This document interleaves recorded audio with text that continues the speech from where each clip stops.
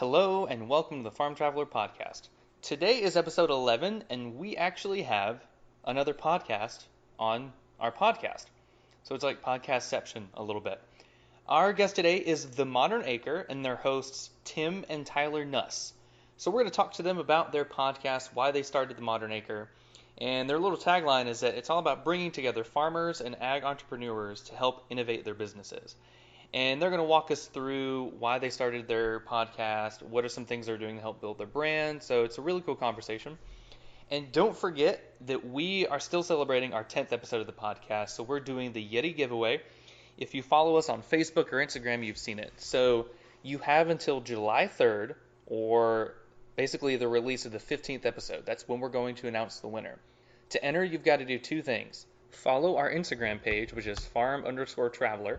And then leave a review on our iTunes page of the podcast. So give it 4 or 5 stars or whatever, but more importantly, write a review. To be entered in the contest, you have to actually write a review on iTunes. Just go to iTunes, search Farm Traveler, and boom.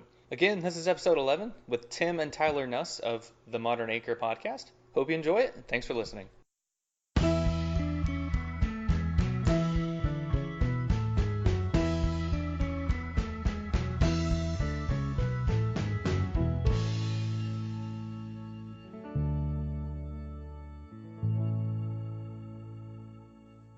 Well, welcome to the Farm Traveler Podcast. Tim and Tyler Nuss, how are you guys doing?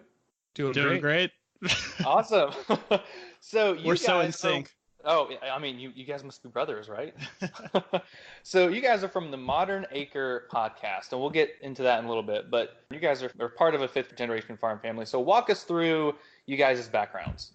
Yeah, so Tyler and I grew up in Lodi, California, northern part of the state, a little bit south of Sacramento. Our family farms out in the Delta region, nice diverse agricultural region in California, about 800 acres. So we kind of grew up on the family farm. We lived in town, but we were quite involved growing up, like working in the packing shed and working out on the farm, doing various farm tasks. So kind of grew up cutting our teeth in agriculture. Whatever odd jobs our dad would have us do. What exactly did y'all grow on your family farm? Yeah, so we grow a variety of just kind of annual row crop vegetables, more specialty crops. So in the ground this year, we have garlic, corn, tomatoes, cucumbers, and sunflowers. So Tim, you currently work in the produce industry, right? As a buyer and procurer? I do. I work for an ag tech company called Harvestport, which is a inputs procurement company that's working in the space, procuring inputs for growers. So it's been fun to get back involved in the farming side of the business. I spent the first 10 years of my career kind of in the sales and marketing side of the produce space, focused on exports overseas. So it's a little bit of a change for me, but it's been really fun. I can imagine. That's really cool. And Tyler, you worked for Apple, right? In supply chain management? Yeah, that's right. After college, I started my career at Apple, working on procuring capital equipment for the iPhone. So I was buying the test and assembly equipment on our manufacturing lines. That's really cool. So how exactly did you guys bring to the table what you've learned in your careers to this podcast to help kind of grow the podcast? Yeah, it's a good question. I mean, Tyler and I have stayed in close contact as we've kind of started our careers and just bouncing ideas back and forth. We've always just had a really strong interest in business and agriculture specifically. So we just found ourselves kind of brainstorming at night and sharing articles about what different ag companies were doing and new innovations in the space. So we just started brainstorming that there didn't seem to be a place where people were talking about kind of the articles that we were sharing back and forth, and thought there was a need for it. Let's talk more about your podcast, Modern Acre. It's on iTunes, Spotify, everywhere where podcasts can be found. And your tagline's really cool. You're all about bringing together farmers and ag entrepreneurs to kind of innovate their businesses. So what kind of inspired you guys to make the podcast? It was exactly that. We felt like there wasn't a great place for the next generation, kind of that were taking over farms, that were building businesses around agriculture, to come together, to connect, to learn from each other. And so that was, like Tim mentioned, where the idea of the Modern Acre came from. And we felt like the best way to really deliver valuable content to our audience was through a podcast. So, we had started with social media channels, and we're kind of haphazardly doing that. But the podcast was really the vehicle to get us out there and connect with people. And so every week we're interviewing someone in the ag space, be it a farmer who's doing something innovative and different on his farm, or an ag tech company founder, to people that are professionals in the industry. So the goal each week is, no matter who we interview, whether they're on or off the farm, for our listeners to take away something that's valuable and an insight to the industry that they can apply to their own area. You're on your 66th episode, right? Yep. So that's awesome. So this is going to be, I think, like our 15th episode or something like that. So we have 10 episodes published now. So I've been through a lot of growing pains, kind of starting the podcast. What are some growing pains that you guys had, like when you started the podcast? What kind of bogged you down at the beginning? What are some lessons you've learned in the past 66 weeks that your podcast has been going on? Where do we start? Yeah, you can start, Tim. Yeah, it's a good question. Definitely a labor of love. It's a side hustle for Tyler and I. So putting in long nights and afternoons, putting effort in the podcast to make sure we're getting good quality guests on the show, and making sure we're putting a lot of effort into it to make sure it's valuable for our listeners. Yeah, I mean, what I would add to that is it is just consistency is the hardest part. Putting out I'm sure you know this, Trevor, putting out a podcast each week it's a challenge. We both have families, we both have our day jobs, and so to do that, while remaining nice to each other sometimes after a long day, it's hard, but it's been really rewarding, a lot of fun. You kind of go through ups and valleys, and I'm sure you've experienced this or will, of where it's hard to kind of get it out and put it out there, but we're really happy we've made it this far, and it feels like we're just getting started. So what's it been like working as brothers? I mean, to me it seems like you have double the working power, double the mind power behind all this. So what's that been like? Yeah, it's been really fun. Tyler and I have talked a little bit about the podcast jokingly. When we grew up, we were always at odds when we were young kids, and we've kind of formed a stronger relationship as we've grown up and gotten through college. Tyler's actually going to be the best man at my wedding here on June 1st, so it's cool to see how we've bonded and become better connected. And yeah, it's fun working with your brother and someone that you share that close connection with, and we both have very aligned kind of priorities and how we look at business, so it's been really fun. Is your wedding going to be recorded for like an extra episode that you guys may put out there? Hasn't been discussed, but I don't think we're going to do any bonus content of the wedding. Maybe an Instagram post. Hey, there you go. That could work. So what's it been like for you guys to build a brand and to build a following? Like, what are some strategies you guys have had? What's something that's kind of really captivated your audience? Yeah, it's a good question, and it's something we've actually spent a lot of time thinking about. The whole concept of building a brand versus building a company or building a product. We've been very intentional about how we've built the Modern Acre, and even from things like our logo. We try to be very different from the normal ag business, which is your traditional green logo, usually has a leaf or something in it, right? But we try to go against that and be different. So we've really been strategic about how we've built a brand to try to stand out. And we feel that building a brand over the long haul will really benefit our business. We're not really focused on monetizing or anything like that. We're focused on delivering valuable content. And I think on top of the brand, we're really targeting the next generation, like we said. And so we like to be fun and relatable, and really thinking differently about business. We like to, a lot of our listeners are entrepreneurial, and that's really kind of the focus of the show and the brand. I may have to take a few notes on your branding, because our logo is green. It's got some vegetables in it, so might have to take a few notes on that. Hey, it's effective, Trevor. Don't let me sway you. That's true. So let's talk more about your guests. You guys have had a huge list of guests on. You've had some people that have been on Shark Tank.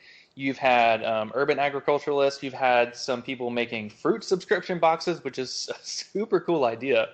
Walk us through like some really cool interviews you guys have had, and some things you've learned along the way.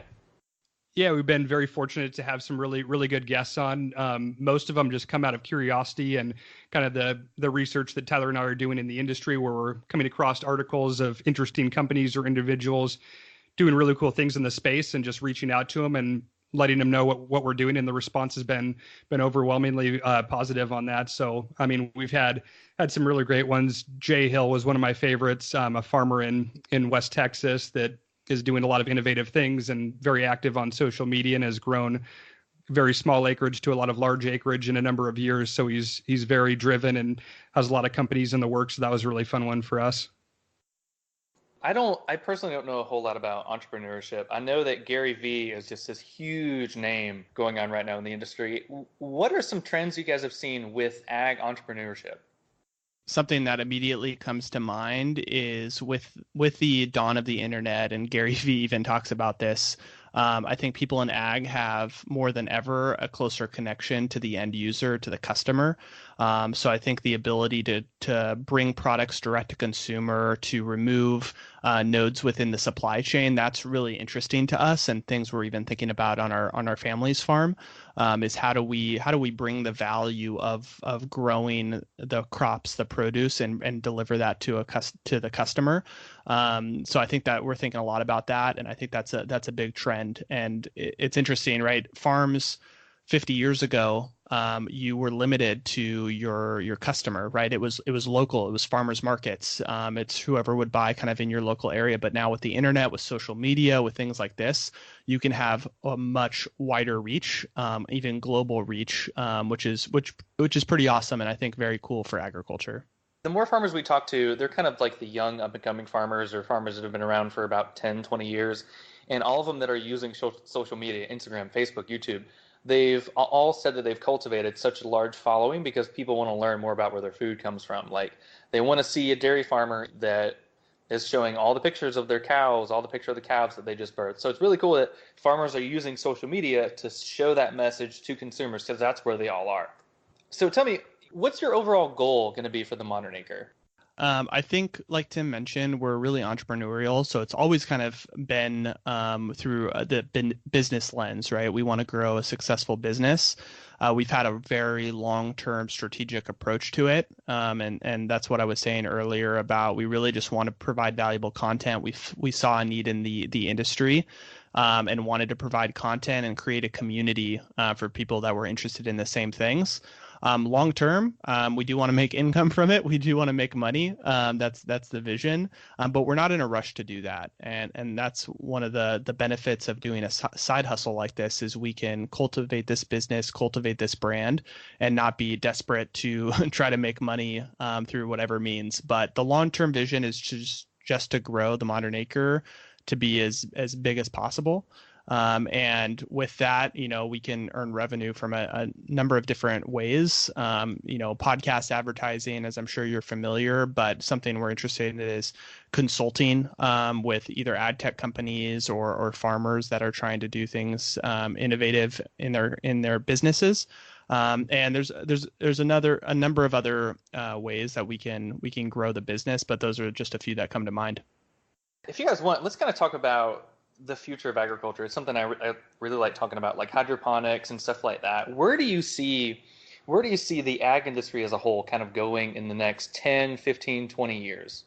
Yeah, it's a good question. Tyler and I are both based in California, so we see a lot of challenges regarding labor and water. So those definitely come to mind. I think, as we mentioned, we see direct to consumer becoming more and more important. So I would say in 5 to 10 years, more growers getting directly into consumers' pockets directly and bypassing traditional channels. We see that happening. And then also on the labor front, more robotics companies getting involved with harvesting, processing, and packing. Yeah, another thing I would add to that is just the localization of the food system. I think what we're seeing is consumers are more interested than ever in where their food is coming from and how it's being grown. So I think, even things like vertical farming, the vision behind it is localizing agriculture to urban areas in that instance specifically. So that's another trend that I think is going to increase, which I think is a good opportunity for farmers and even small farmers because people want to buy local. They want to buy and know where their food is coming from. So I see that being a significant trend as well. Yeah, I think urban agriculture is going to be a huge thing because, you've got huge populations in New York, of course, California, Texas, all these big cities just keep on growing. Well, a lot of people don't know you can have those like the greenhouse containers or the shipping containers, greenhouses on top of skyscrapers, hydroponics, aquaponics. Like there's a system where it could all work perfectly. And I think Elon Musk's brother, I can't remember his name, but he's starting some business to where they're buying shipping containers, putting hydroponic units in it, and setting them up on buildings or in giant vacant lots. So that it's really cool that kind of urban agriculture is kind of starting to slowly kind of snowball and have a bigger impact around the country. We've actually had a couple episodes related to that space, and we've had Tobias Peggs on, who's the co-founder of Square Roots Grow, which is the company that Kimball Musk is involved with. Oh, that's super cool. I'll have to go back and listen to that one. I keep seeing all this stuff on Facebook, like all these random videos while you're scrolling. One of them was a Roomba for your backyard garden that would go around and pick up weeds. And another one I saw on Facebook was a really tall weed picking robot that had solar panels on it. And it looked really cool because it was just this very delicate looking structure, and it would just roam around a field and pick weeds all day long. So like y'all were saying, I think robotics is definitely something that would definitely be in the future of agriculture and help drive costs down, help with wages. So that'd be really cool. What do you guys think about 3D printed foods? I mean, right now we've got, like, you can 3D print chocolate, but I heard a friend of mine talking a few years ago that he was saying, imagine when we're like 50 or 60, you want a filet mignon and you don't have a store nearby, you just 3D print it. What do you guys think the future of 3D printed food could be? I know it's kind of like off the cuff, but what do you think? I'm just imagining what my dad's response would be to that question. Yeah, I mean, it's I haven't heard much about 3D printed food. I like the idea of plants growing even whether it's conventionally or hydroponics, but that's one we're gonna have to look into. Maybe we're gonna have to have someone on the podcast who knows it better than I do. Hey, there you go. Yeah, and I totally agree. Like, I like it when the food is actually grown and you sort of just printing it out, because you guys have probably heard about it. It's the Impossible Burger, which was, I think, made in a lab, and it's all out of plant-based. But there's something about taking something out of a petri dish, putting it on a grill, and then putting that on a bun and eating it. I still just really can't get over the fact that you're going to eat something that literally just came out of a petri dish. You know, future's a weird place. So last question, where do you see the farmer-consumer relationship? Like, what are some things that farmers can better do to inform consumers, and what are some things that consumers can do to kind of research where their food comes from?